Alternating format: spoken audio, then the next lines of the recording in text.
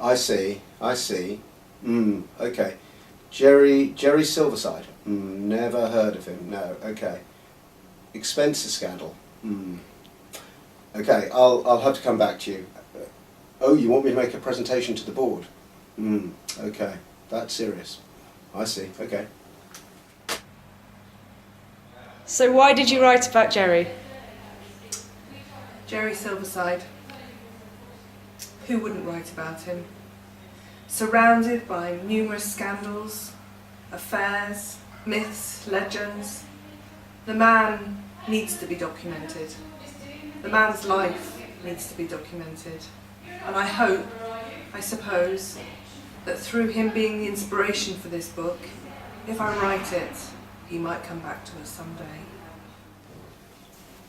Well, to the board of this particular company, I'm most amazed to be able to report to you there are some serious kind of issues, and I must talk you through some of these. I've been looking through the paperwork, and yeah, there are some extraordinary expenses. I mean, first of all, in 2008 there were a purchase of fireworks, and against that expense was I need to fire up the agency. I need to ignite them. Was on the report card. So I believe that kind of probably quite legitimate.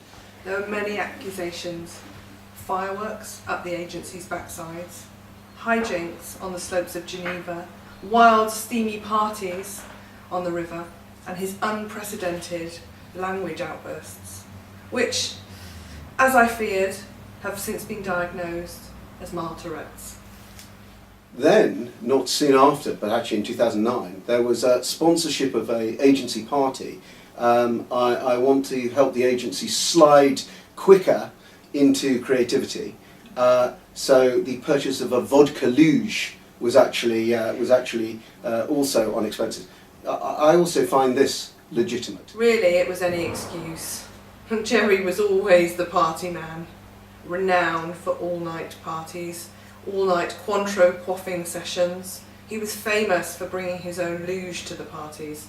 However, his drinking sessions did often end up in sticky games.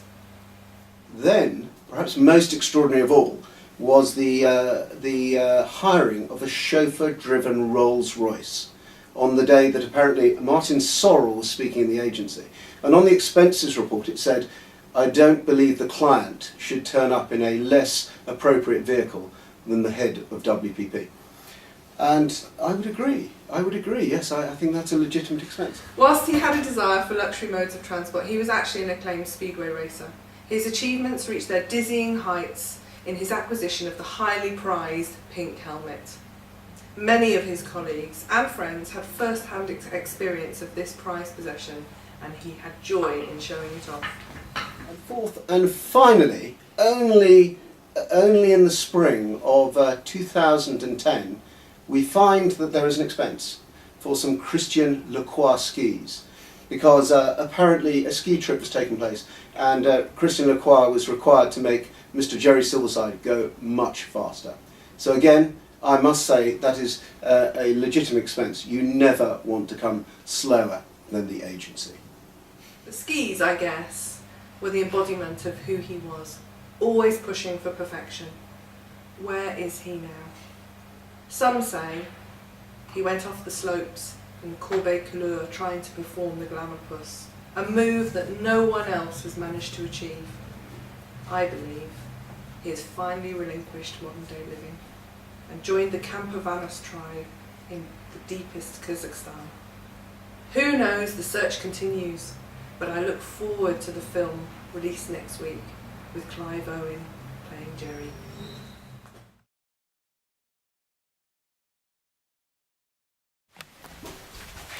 The name is a hearsay, industry legend, a rumor. The man never existed. It's a moniker given to work what has a certain X factor, something indescribably good.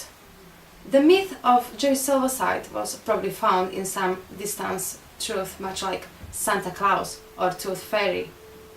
But no one has ever found him, no matter how much they tried.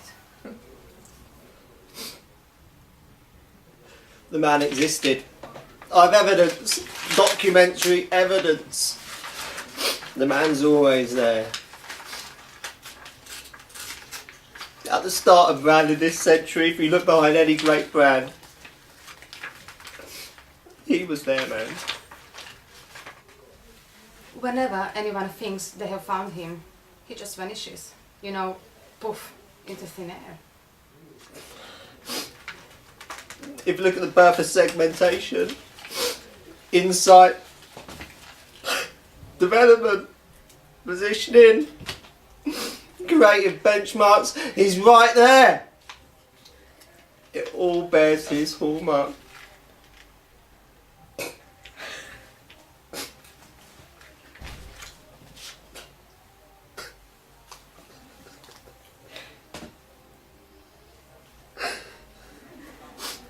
Okay. It's so imagined from the man's supposed reinvention of the category, right through to his record 8 cappuccinos in one meeting. The name is a shortcut to pure fantasy, an icon invented to bring misplaced hope. Put your faith in 7 steps, not a fairy tale. It's all true. He is out there. Somewhere. Got to.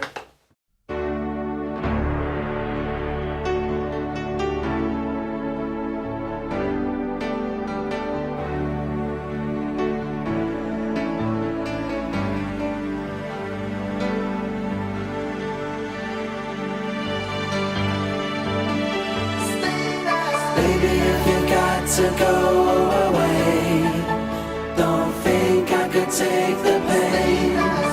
Won't you stay another day? Oh, don't leave me alone like this. Don't you say it's the final kiss. Won't you stay another day? Don't you know we've come too far now just to go and try to throw it all away? Thought I heard you say you love me, that your love was gonna be here to stay. I've only just begun to know you. All I can say is won't you stay just one more day? Baby, if you got to go away, don't think I could take the pain. Won't you stay another day? Oh, don't leave me alone like this. Don't you say it's the final kiss. Won't you stay another day?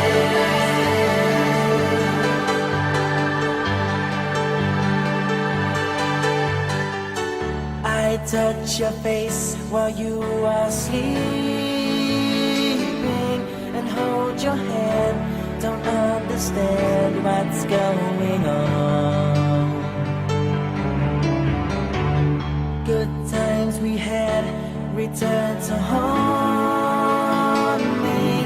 Though it's for you, all that I do seems to be wrong.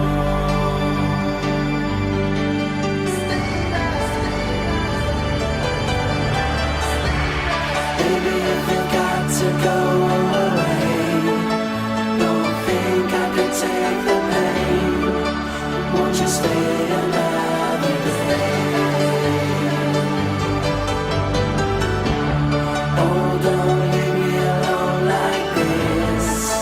Don't you say it's the final kiss.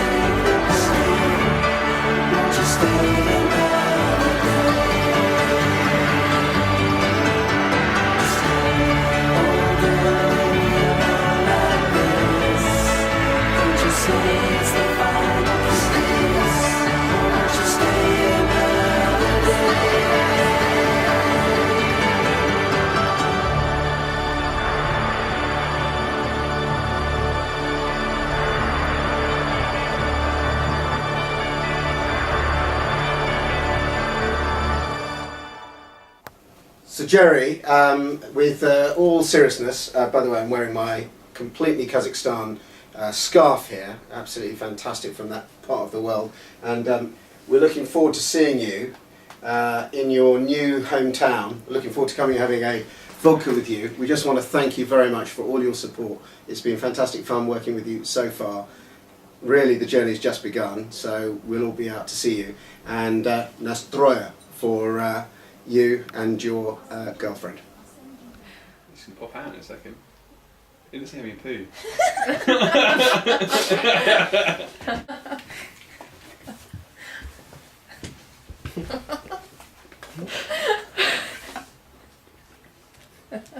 That stinks.